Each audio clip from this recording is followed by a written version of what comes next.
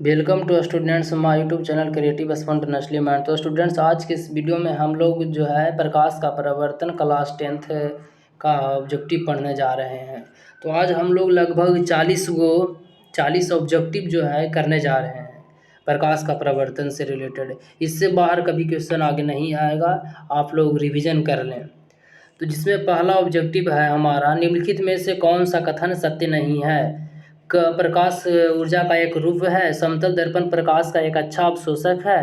प्रकाश सरल रेखा में चलता प्रतीत होता है। आभासी प्रतिबिंब को पर्दे पर प्राप्त नहीं किया जा सकता है। तो स्टूडेंट्स, इसका सही आंसर हो जाएगा ऑप्शन नंबर ग। समतल दर्पण प्रकाश का एक अच्छा अवशोषक है।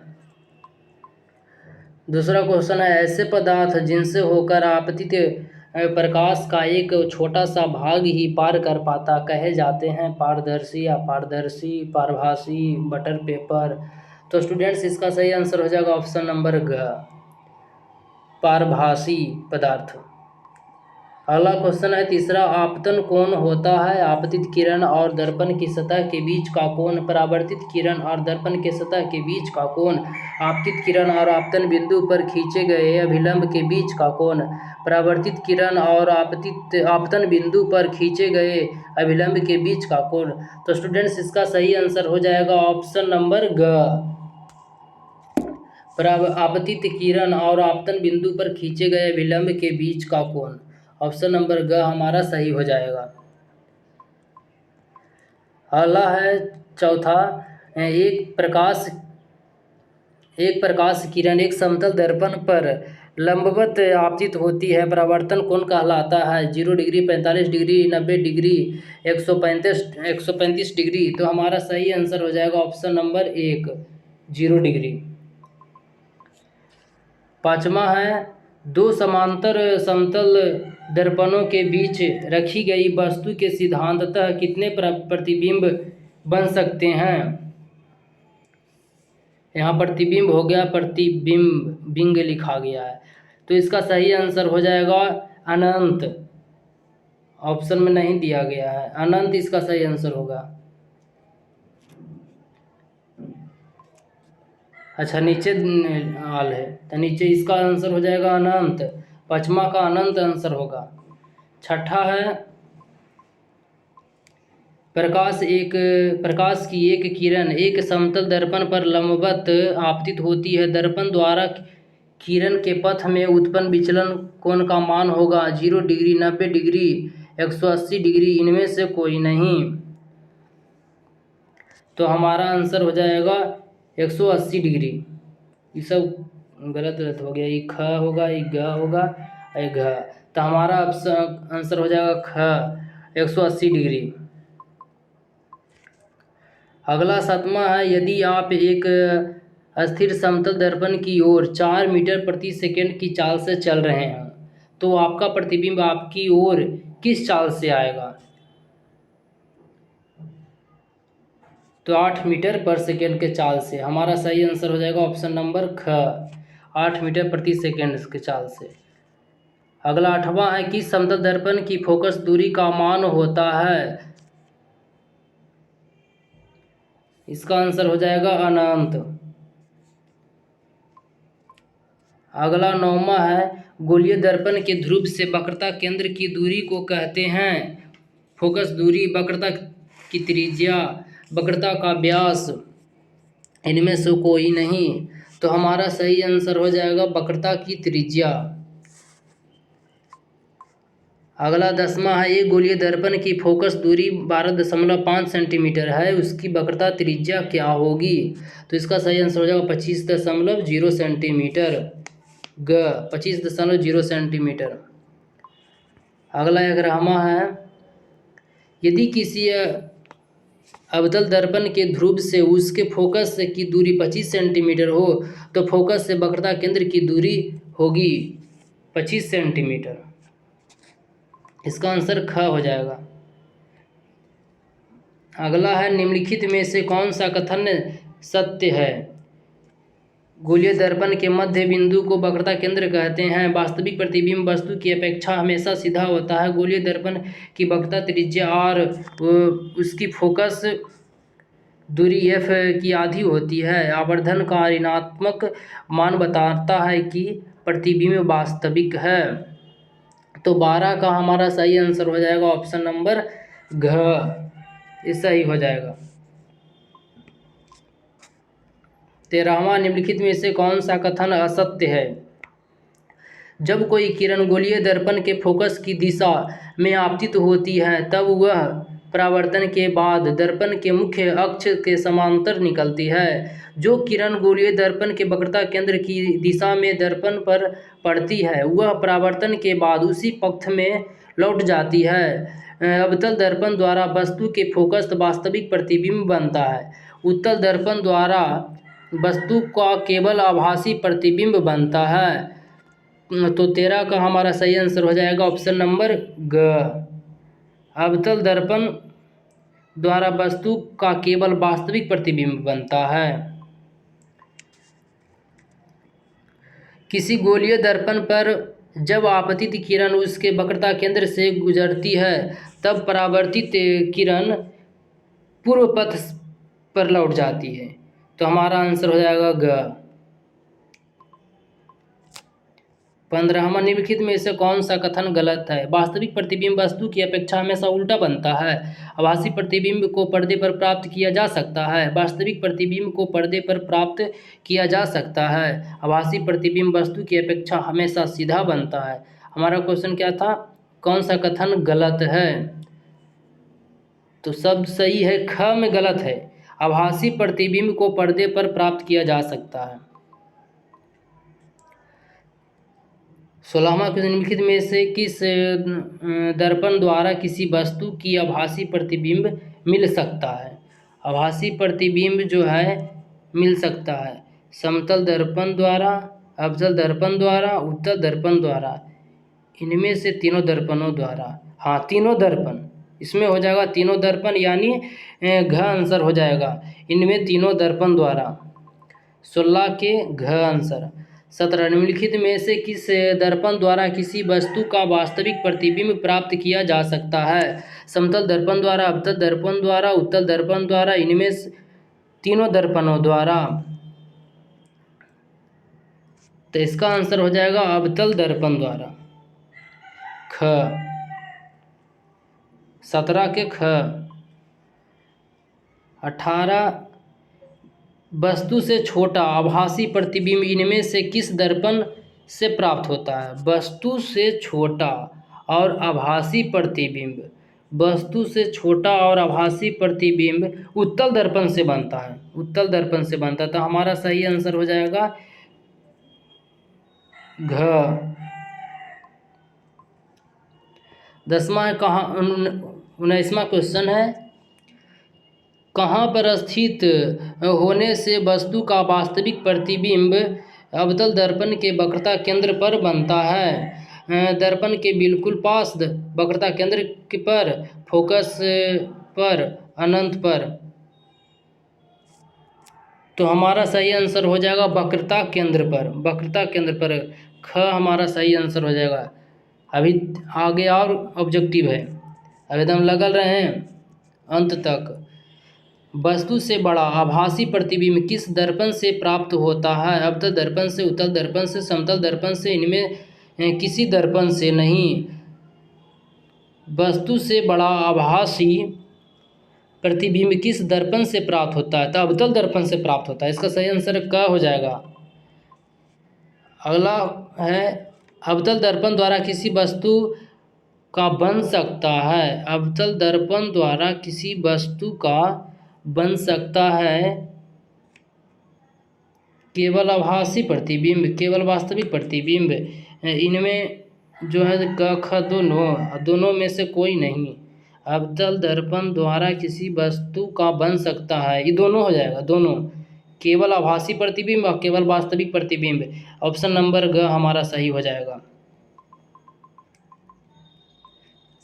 अगला है, एक अवतल दर्पण से वस्तु बिंब की स्थिति ध्रुव और फोकस के बीच हो तो प्राप्त प्रतिबिंब होगा वास्तविक और बड़ा, वास्तविक और छोटा, आभासी और बड़ा, आभासी और छोटा। एक अवतल दर्पण से वस्तु बिंब की स्थिति ध्रुव और फोकस के बीच हो, ध्रुव और फोकस के बीच हो तो हमारा प्रतिबिंब आभासी और बड़ा बनेगा, आभासी और बड़ा बनेगा। तो इसका आंसर हो जाएगा ग। अगला है 23वां। एक उत्तल गोलीय दर्पण से प्रतिबिंब बनता है आभासी, वास्तविक, आकार में बड़ा और उल्टा। प्रतिबिंब गोलीय दर्पण से, उत्तल गोलीय दर्पण से बनता है, एक उत्तल गोलीय दर्पण से बनता है आभासी प्रतिबिंब बनता है। तो इसका सही आंसर हो जाएगा क। अगला है एक दर्पण से किसी भी दूरी पर रखी एक वस्तु का सीधी प्रतिबिंब ही प्राप्त होता है, दर्पण हो सकता है समतल अथवा उत्तल। तो इसका सही आंसर हो जाएगा ऑप्शन नंबर ग। अगला है यदि किसी दर्पण द्वारा बने प्रतिबिंब का आकार हमेशा वस्तु के आकार के बराबर हो तो दर्पण होगा समतल, समतल दर्पण में ऐसा होता है। तो आंसर हो जाएगा हमारा ग।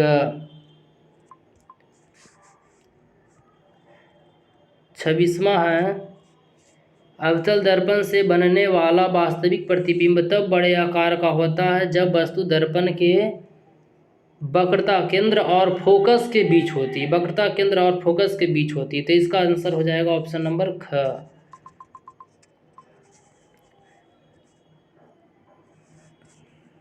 एक अवतल दर्पण से मुख्य फोकस के लंबवत 1.5 सेंटीमीटर आकार की एक वस्तु रखी है। दर्पण से वस्तु की दूरी दर्पण से वस्तु की दूरी दर्पण के वक्रता त्रिज्या के बराबर है। प्राप्त प्रतिबिंब का आकार होगा 1.5 सेंटीमीटर, 1.5 सेंटीमीटर हमारा आंसर होगा। यम लिखा है।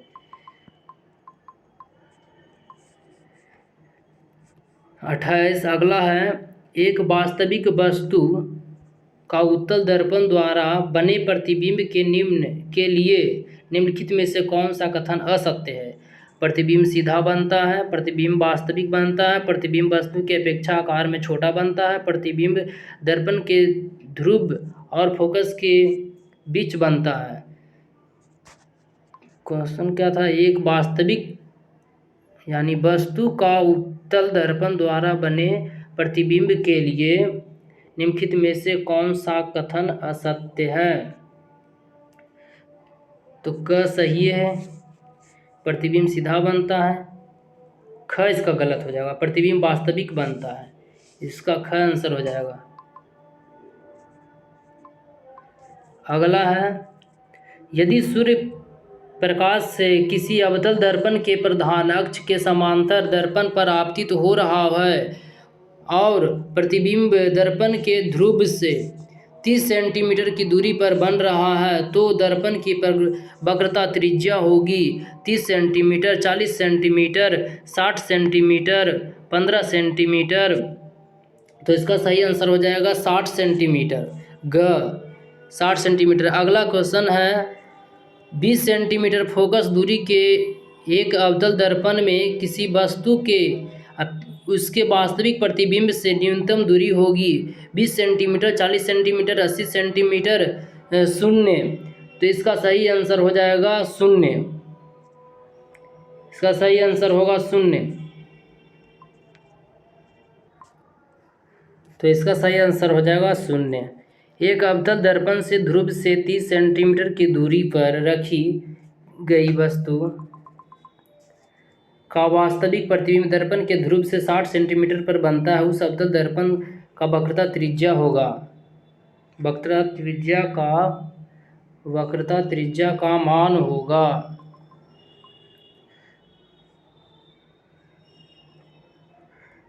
30 सेंटीमीटर से अधिक और 60 सेंटीमीटर से कम होगा। इसका सही आंसर हो जाएगा ख। अगला है, एक वस्तु 15 सेंटीमीटर फोकस दूरी वाले अवतल दर्पण के सामने 10 सेंटीमीटर की दूरी पर रखी है। वस्तु का प्रतिबिंब होगा आभासी, बड़ा और सीधा। आभासी, बड़ा और सीधा, तो ख हमारा सही आंसर हो जाएगा। अगला है 33, यदि वस्तु 40 सेंटीमीटर